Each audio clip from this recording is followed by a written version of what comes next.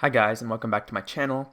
In this video I'll be continuing to go over the SChO bronze problem series, and I talked about what the Summer Chemistry Olympiad competition was in the previous video. It's hosted by the Chemistry Olympiad Discord server. In this video I want to go over problem 2 of the bronze problem set. So let's get right into it. I found this question to be much more bronze level or like SChO locals level than the first question. So this one should be much simpler and much more straightforward, except for a few of the last parts of this question, which were a little more thought-provoking. But let's just start it. So basically, take a minute to read it, but I'll just go over it. Metallic zinc is a common reducing agent, and chlorine water is a common oxidizing agent. So we have a reducing agent and a oxidizing agent.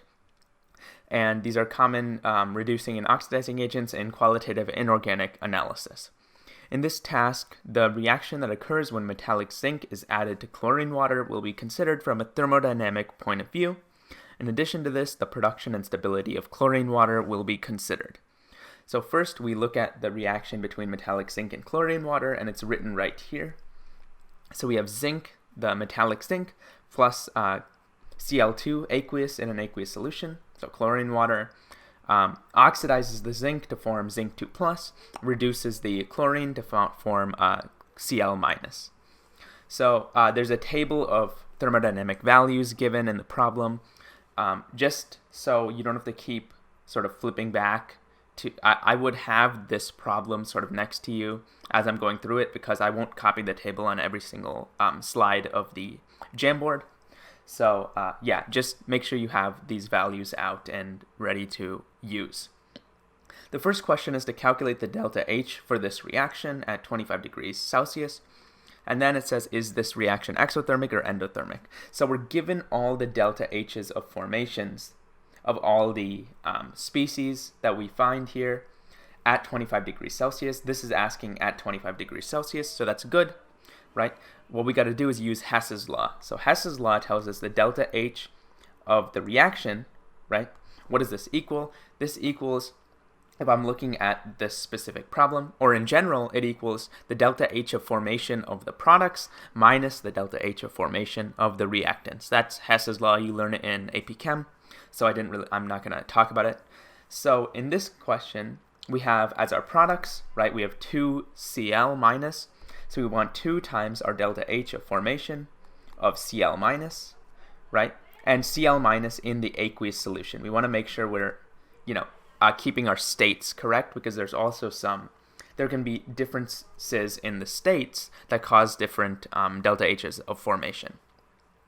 Then we have, for another one of our products, we have zinc 2+ and zinc 2+ aqueous. So we want to look at delta H formation of zinc 2+ aqueous, right? And we only need one of those. We don't need a coefficient for that because there's only one zinc 2+. Now we want to subtract off the reactants. The reactants, we have Cl2 aqueous and zinc solid. So let's first worry about zinc minus delta H formation of zinc solid. And then our other reactant is Cl2 aqueous. So we want to look at that. Delta H formation of Cl2 aqueous. So we want to make sure we keep those states correct. And then if we plug in all these values, it's just a big plug and chug. We should get negative 466.46 kilojoules per mole. So we just found that we found the delta H reaction by looking at our delta H's of formation and using Hess's law. You can see that the delta H of the reaction is negative, right? And a negative delta H of the reaction means that the reaction is exothermic. It's giving off heat. So this part was pretty easy. It was pretty standard. So yeah, hopefully this wasn't too hard for you. The next question is asking to calculate delta G for the reaction at 25 degrees Celsius. Is this reaction spontaneous? Is metallic zinc a good reducing agent? So again, we basically use the same idea as before, where instead of doing delta H H of products minus delta H of reactants. We want to do delta G of products minus the delta G formations of the products minus the delta G formations of the reactants. So this is basically the exact same idea as before. Our delta G of reactions should look like, we want to take our products, so we want delta G formation of zinc 2 plus aqueous plus 2 times delta G formation of Cl minus aqueous, right? And subtract off the reactants, which is delta G formation of zinc solid plus delta G formation of Cl2 aqueous. So yeah, so basically that's all we want to do, right? And this again is a big sort of plug and chug, and all these delta G values are given on this page. We have our delta G formations for all the species. So if we plug and chug our values in, we will end up getting negative 416.76 kilojoules per mole. Okay, so is this reaction spontaneous? You should automatically say yes. Why? Because the delta G is negative. Whenever we have a negative delta G, our reaction is spontaneous. So yes, because delta G is less than 0. The next question is metallic zinc a good reducing agent? What does that mean? That means, is it able to reduce chlorine well, right, in this question? Like, if this is our equation, metallic zinc is there. Is metallic zinc a good reducing agent? That means, does this reaction happen well, right? Does it happen, is it thermodynamically favored? And the answer is, yes, metallic zinc is a good reducing agent, because this delta G is much less than 0, right? Which means that most of it's good at reducing the chlorine, right? It's good. It's basically taking most of the chlorine and making it into Cl minus. So hopefully that was also pretty simple. It should have made sense to you. So now we get into a little bit of the cooler part, I think a little bit of a cooler part of the question, and the last part is where I think it's the most cool. So basically, the next part says, over time, chlorine in the water evaporates, decreasing its concentration. This evaporation can be described from the solubility of chlorine in water. It follows this equilibrium. So we have this equilibrium here. We have basically chlorine as a gas in equilibrium with chlorine in the water, in the aqueous solution. And we're given that this K, this equilibrium constant, is equal to the molarity of chlorine, right? Our molarity divided by the partial pressure, or the pressure of Cl2, which is this. That should make sense because that's just products over reactants, writing the equilibrium constant. So that's what we're given. And just as a little explanation, it says Henry's law constant, Kh, states that the amount of dissolved gas in a liquid is proportional to its partial pressure above the liquid. So you can also think of it as Kh times P Cl2 equals our concentration of Cl2, which is basically what this is saying. The amount of dissolved gas, which is the molarity, is proportional to the partial pressure by this proportionality constant. Okay, calculate the value of this equilibrium constant, Kh, for the reaction of chlorine at 25 degrees Celsius. So how can we calculate the equilibrium constant? Well, remember we were given all the thermodynamic values. So maybe from delta G's we can calculate the Kh. Because delta G, if we find the delta G of this reaction, we know delta G is negative RT ln K. So we can solve for the K, right? So how do we find the delta G of this reaction? We can take the delta G of the products, formation of the products, minus delta G formation of the reactants. So basically we just do delta G formation of Cl2 aqueous. This is why I said states can be important, right? Minus the delta G of formation of Cl2 as a gas, right? Because aqueous is our products, gas is our reactant. And if we can solve this, right, we can plug our values in that we got before in our previous slide, and we should get this is 7.20 kilojoules per mole. So now we've calculated the delta G of this reaction. How can we calculate KH? Remember, delta G of the reaction is equal to negative RT ln K. And the temperature is 25 degrees Celsius. Our R is our universal gas constant, 8.314. So if we solve this for KH, we'll get KH equals e to the negative delta G over RT. And we can plug all these values in, right? Plug in our temperature, plug in our R, and we will get about 5.477 times 10 to the negative 2 as our equilibrium constant. So this also shouldn't have been too difficult. This should have just been AP Chem sort of ideas. We're just relating the delta G's, the thermodynamic delta G's, to our equilibrium constant. Okay, so now let's go to the next question. The next question says, calculate the concentration of dichloro in water at equilibrium when a mixture of 0.2 moles of dichloro gas and 1 liter of water is placed in a sealed 2-liter flask at 25 degrees Celsius. So there's a lot of things sort of being said. We have 0.2 moles of dichloro gas, so that's Cl2 gas basically. And if we look at this expression again, right, we have Cl2 gas going to Cl2 aqueous. So let's just write that. Cl2 aqueous. So we have 0.2 moles of dichloro gas, and if I draw out this sort of container, we have 1 liter of water and 2 liters container. So the water is half of the container, and the other half is where the gas will be, right?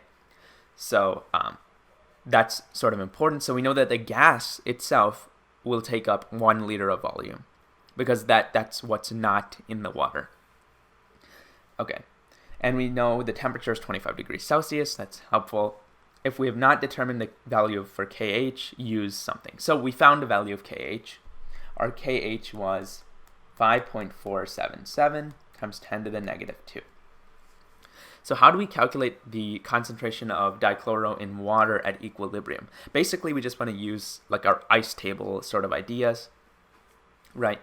Our KH is equal to concentration of Cl2 aqueous divided by the pressure of Cl2 gas, right? So let's use our ice table knowledge. 5.477 times 10 to the negative 2 equals, right, what is our, say we have X moles of Cl2 aqueous that are formed. So let me actually draw out the ice table, just it might be a little helpful. So ICE, we start with 0.2 moles of Cl2 gas, and if I take this and write with 0.2 moles of Cl2 gas, and we start with 0 moles of the aqueous, change will be minus X plus X, 0.2 minus X, and X, right? So this is how many moles of Cl2 gas there'll be, and this is how many moles of Cl2 aqueous there'll be. So now we just got to plug it into this equilibrium constant. So we have KH equals our concentration of the aqueous Cl2, right? So we have X moles of aqueous Cl2, but remember that X moles, those X moles are in 1 liter, so that just gives us X molar, so we can just do X. We want to divide this by the pressure of Cl2 gas. So we have 0.2 minus X moles, right? But we need to convert this into pressure, right? And our pressure is in atmospheres, or sorry, in bars. So we want to convert this into bars. So how do we do that? We can use ideal gas law, PV equals nRT, so P equals nRT over V. So what we can do is to write this as pressure. We want N, which is 0.2 minus X, R, which is 0.08314 when we're looking at bars, T, which is 298 Kelvin, divided by our volume, which is just 1 liter. right? So we have this sort of one variable, one equation set up, and if you do some algebraic manipulation, you can solve for x pretty easily, and you'll get that x equals 0.115. So we'll get that x equals 0.115, and what does that mean? That means that for Cl2 aqueous, that's the molarity that Cl2 is going to have in the water solution. So the concentration of dichloro in water at equilibrium is 0.115 molar. Okay, now I'm just going to go to the next slide because it's getting a little messy on this slide, but I'll read this question out. How will the concentration of chlorine in water decrease when the flask is opened? Assume that the effect of opening the flask is that all chlorine gas leaves the flask, but that all the dichlorine in water remains in the flask, so that it disappears neither out of the flask nor into the gas phase. No water disappears from the flask and the temperature remains constant. After the flask has been sealed again, a new equilibrium is established, i.e. some of the dichlorine goes up from the water up into the gas phase. So basically, let's draw this out. We have a system where we have some Cl2 in aqueous, right? And we have Cl2 in gas, and we have this sort of covering. Now we remove this, and there's an equilibrium that's been there's an equilibrium that's been reached, right? And we remove the cap. We remove the cap, and what happens, right? All of the gas leaves, but all of the aqueous Cl2, nothing happens. So the gas leaves, and the aqueous Cl2 is still right there, right? And then what's going to happen when we put the cap back on? We put the cap back on, and we're going to have less Cl2 aqueous and some Cl2 gas after it reaches another new equilibrium, right? Some of this, some of the chlorine that was dissolved in the water is just going to evaporate into the other liter of the flask because now it's covered, and that's basically what's going to happen, right? And our concentration of chlorine inside the aqueous solution is going to decrease because that chlorine is going to leave up into the gas phase. So let's see what the question exactly is. Calculate the concentration of chlorine in water after the flask has been opened once. So this isn't too bad of a question. We can literally do the same exact thing that we've did in 2.4, except in 2.4, right, what did we said that 0.2 moles of dichloro gas was there to begin with. That was our initial. But in 2.5, basically we have 0.115 molar of our aqueous Cl2. So that's what we have to work with. So if we write this equilibrium again, Cl2 gas goes to Cl2 aqueous, right? Except now we're starting with 0.115 molar here and 0 in the gas phase. So if I do my ICE, right, and then I say minus X, and note that 0.115 molar is the same thing as 0.115 moles. I'll just write it in moles. Why is this? Because there was 1 liter of water there. So 0.115 molar is the same as 0.115 moles. So this would be minus X plus X. This is just ice table stuff. So we would have X, and we have 0.115 minus X. Okay, so now we can do our equilibrium. KH equals, right? This equals our concentration of Cl2 aqueous, which gets 0.115 minus X. Remember, again, moles is the same thing as molar in this scenario. So divided by our pressure of our Cl2 gas. Pressure of Cl2 gas is what? We have X moles, but we got to convert that to bars. So we have N times R, our R constant, times our temperature, 298 Kelvin, divided by the volume, which is 1 liter. And so now again, we have a one variable sort of equation to solve, and we can solve it pretty easily. You would get, eventually you'll get that Cl final, the concentration, is equal to 0.066 molar. So you'll solve for X, right? X will tell you the Cl2 gas. So I encourage you to do this on your own. Solve for x, you'll get some value for Cl2 gas, and then you do 0.115 minus x to get the Cl2 aqueous, and that's what you'll get as 0.066 molar. Okay, the last question is pretty interesting, or it's basically asking you to do this sort of calculation but have a systematic way of doing it, which I think makes it a cool question. So 2.6 is saying, how many times must the flask be opened for the concentration of chlorine in water to reach a concentration equal to 10% of the initial value? So basically, we need to find a way to systematically sort of say, okay, the third time I open the flask, how much chlorine in the water is left? The fifth time, how much chlorine in the water is left? Sort of like have a variable that's the amount of times I open it, and have a sort of maybe like a recursive equation that tells me, okay, after the fifth time, that's how much chlorine will be left, after the sixth time, after the seventh time, whatever. So I don't have to keep repeating the same sort of menial calculation over and over and over again, right? So how can we do? Let's say we have some initial concentration of chlorine. So I'll write this again, Cl2 gas to Cl2 aqueous, right? Let's say we have some initial concentration of chlorine. I'll write my ice table. Let's call this Cl naught, right? Initial. Then the amount that's going to go in the gas phase, and I have 0 in the gas phase. So I have minus x, right? So I'm going to have minus x, and my change will be plus x.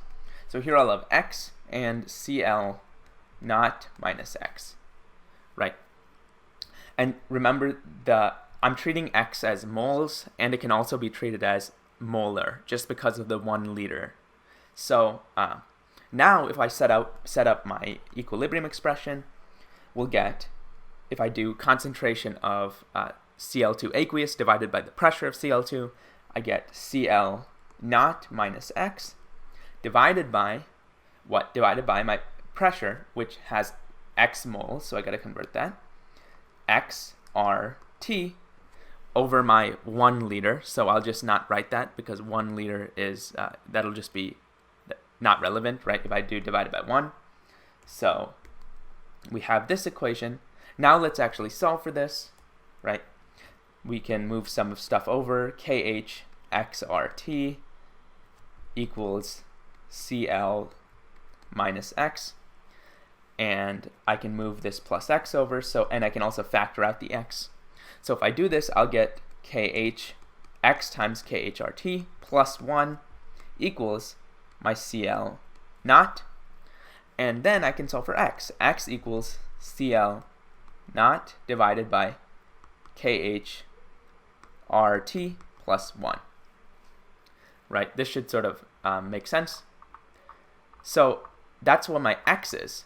But now I want to find the final concentration of chlorine in the water, right? I don't really care about what the pressure is. The question specifically asked about, right, the concentration of chlorine in the water. So let's find a way of representing that. The concentration of chlorine in the water is given by this, Cl naught minus x. So let's write that.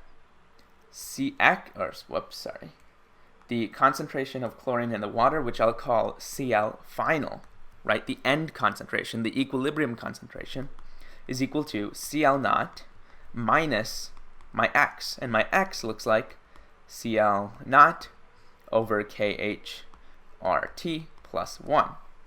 Right? Another way of writing this is Cl final equals Cl naught, so I'm going to factor out the Cl naught, 1 minus 1 over KHRT plus 1.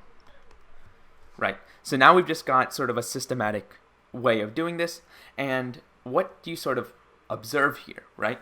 This is basically kind of like a geometric series. So say I start with 1 molar, or I'm not even going to give a value, but say I start with some Cl naught, some initial Cl, right? or this should say Cl2. Sorry about that. But say we start with some initial concentration, right?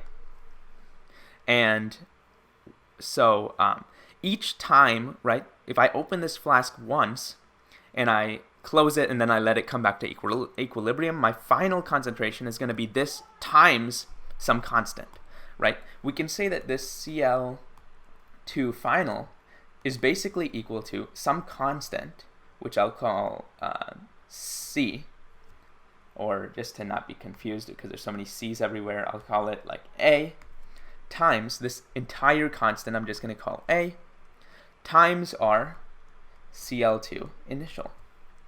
So you'll notice this is kind of like a geometric series. I'm just multiplying this thing each time, right? My final concentration is going to be some fractional multiple of my initial concentration. Then if I remove it and open it, or remove the cap and close it again, I'm just going to be multiplying the same constant twice now. If I remove it and open it 3 times, I'm going to be multiplying it 3 times, right? So you can sort of see how there's a geometric series.